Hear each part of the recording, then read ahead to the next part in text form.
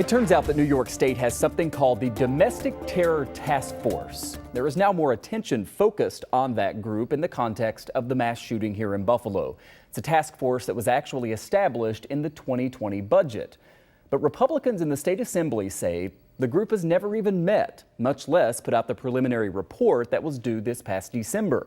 Minority Leader Will Barclay sent a letter to the head of the state's Criminal Justice Division today demanding that the task force start meeting. He also spoke with Two on Your Side, and we asked him if this could have made a difference.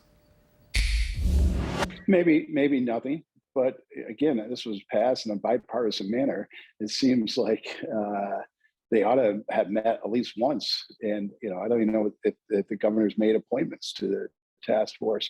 But, maybe they would have had a solution to it. Maybe they would have come up with something that could have been done legislatively that would have stopped this. I don't know that.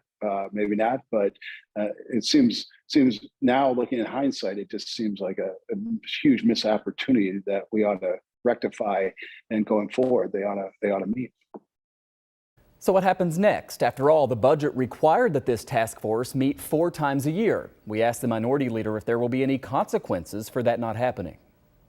No legal consequences, I suppose, but the consequences is, are we going to end up seeing more domestic terrorism as we've seen? And they ought to be feeling some pressure to meet, and whoever the appointees ought to be appointed, and they ought to meet on a quarterly basis. So time will tell. I think, again, I don't want to say anything would have been different, but maybe there was. Who knows? And I think we have enough examples that there's legitimate reasons that they ought to be pressured to actually impanel and meet and come up with some solutions.